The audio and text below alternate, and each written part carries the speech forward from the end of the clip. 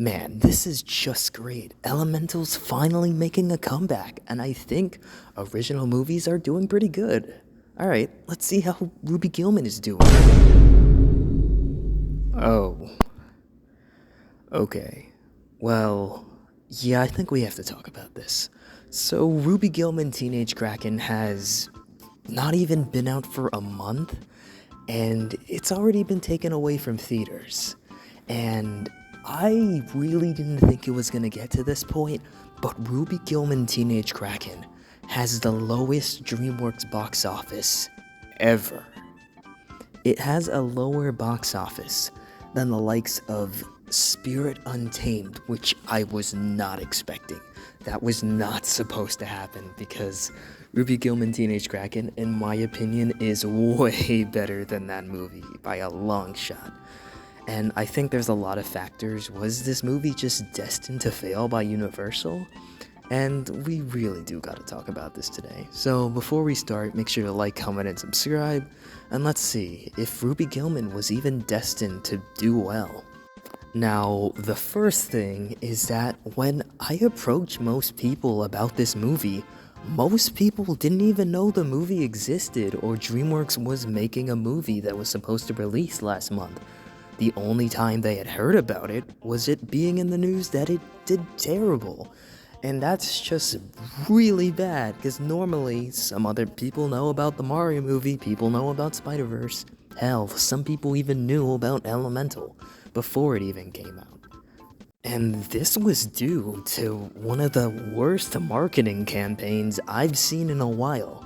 They decided to post their first trailer in March, not even giving the movie enough time to get the word out that it exists, and that's just really, really bad marketing. Because, number one, Elemental had dropped its trailer all the way back in November or December, I'm pretty sure, I forgot the date. But that's a long while from when its original release date was in June. There was buzz about the movie, another trailer dropped. It was bringing up hype for the movie. Not necessarily hype, but people knew it existed. And while I know DreamWorks doesn't have the same sort of marketing that Disney has, but still, people knew the movie existed. You can't just rely on one trailer doing well, getting 10 million views. I feel like they just saw that the first trailer did well. A lot of people were talking about it, mostly because of Chelsea, and just called it a day and said, yep, people know about the movie, 10 million views, we don't even have to market it anymore. The budget was 70 million, so that was definitely very concerning. So now I'm just thinking, is this movie just really, Universal decided, you know what, we don't really care about this movie, we just gotta throw it out? Because what I noticed was, okay, Migration had just dropped a trailer about a week ago, and that movie was actually supposed to release the same day Ruby Gillman Teenage Kraken was. But they seemed to move the release date. They swapped it out and decided to move Migration all the way to December. Now, I get that Ruby Gillman kind of feels more like a summer movie with the ocean vibes and everything, so I can kind of get that. But from what I've heard from other sources, it's like Illumination really didn't want to put this movie up against the completely overcongested month that was June of 2023. And honestly, what I noticed with Migration is that Illumination is really, really scared of this movie. And what I mean by this is that they are forcing Minions down your throat with this movie. That, yes, we made this, we made Minions, now go see it. They even added the Minions logo into the Migration poster, and I think that's actually something that's gonna stay. So, I'm just wondering, is just Illumination scared of this original movie? Okay. They may think this movie might bomb, but from the response that people have to this movie, they're happy Illumination is making an original movie that's, actually interesting. Yes, the plot you've probably seen in other movies before, but it's still better than another Minions movie, which, well, we're getting Despicable Me 4, but that's a whole different story. But with Ruby Gillman Teenage Kraken, I think this movie was just, yep, let's just leave this film here. We didn't go crazy on the budget, it's not going to be a massive loss, maybe it'll make its budget back, but they just left it to die there. Yes, there was marketing, but it was really just YouTube on the internet. I did not see a single TV spot for this movie at all. Every single TV spot I saw for Ruby Gillman was on the internet.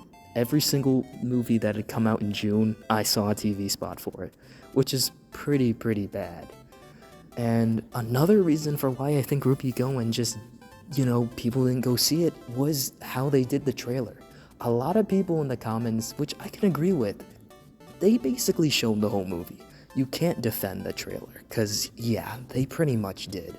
And I get that the movie needed to show that, yes, mermaids were the villain, but did you really have to give the entire climax of the movie? Yes, a movie needs a money shot to get people to go see it, but you don't have to show the entire climax. It basically gives you a rundown on how the entire movie goes, and people are like, okay. Because honestly, in a month with June of all of these blockbusters, you really gotta give a good reason for people to see the movie. And if you just give them the whole plot, what's gonna make them say, you know what, I'm probably just gonna go see Indiana Jones? Which is actually what happened with the opening weekend. It didn't even come in second. Elemental and Spider-Verse still topped the movie. And yeah, from what I hear from a lot of people, yeah, most people didn't see it because they saw the entire plot or they just didn't even know it existed. And it kinda worries me for how DreamWorks is gonna treat new original movies. I know they're probably gonna market the hell out of Trolls World Tour Band Together. I know they are. I've started to see that. I think there was a new trailer at the Barbie movie. I had saw it, but being myself, I was kinda late, but still, that's still not that great. One movie I think will probably do fine regardless is Kung Fu Panda 4. That has a lot of hype surrounding it, and especially the plot they're doing.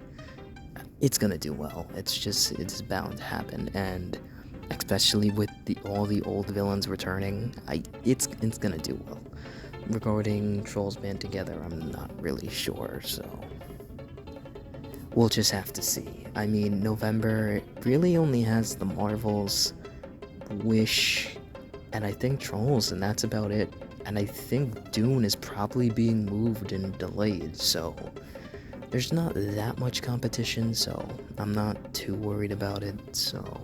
But the whole point is that it's really sad that Ruby Gillman had to go out this way, because it really didn't deserve that horrible of a box office, because the movie itself was okay. It was number one, placed in a congested month. 2, there was zero marketing, and if there was barely of it.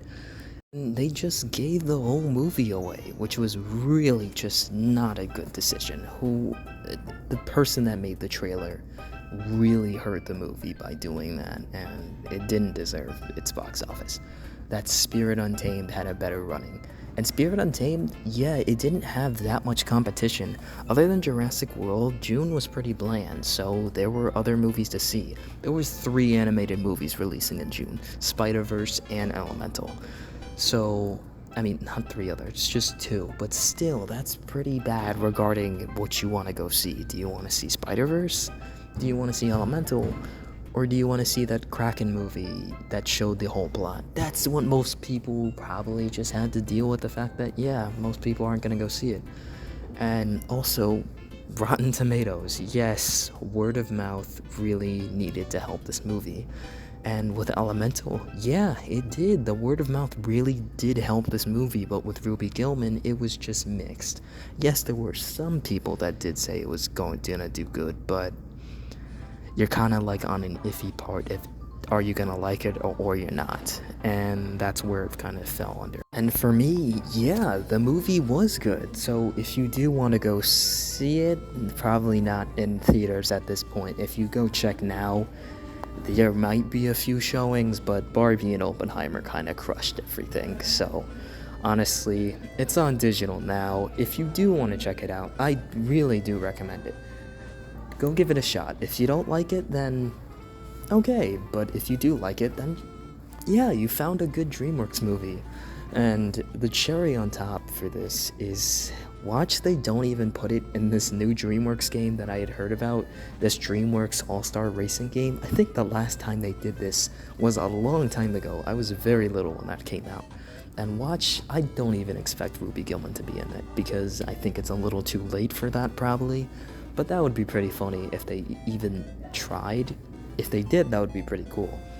But what did you guys think? Do you think Ruby Gillman deserved this box office? Do you think that it should have just been placed in another month? Do you think it was because June was overcrowded, or just you really didn't care for it?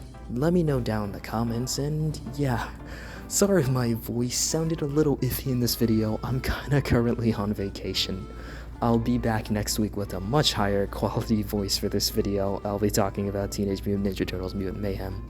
But other than that, I hope you guys enjoyed this video, and I'll catch y'all in the next video. Peace out.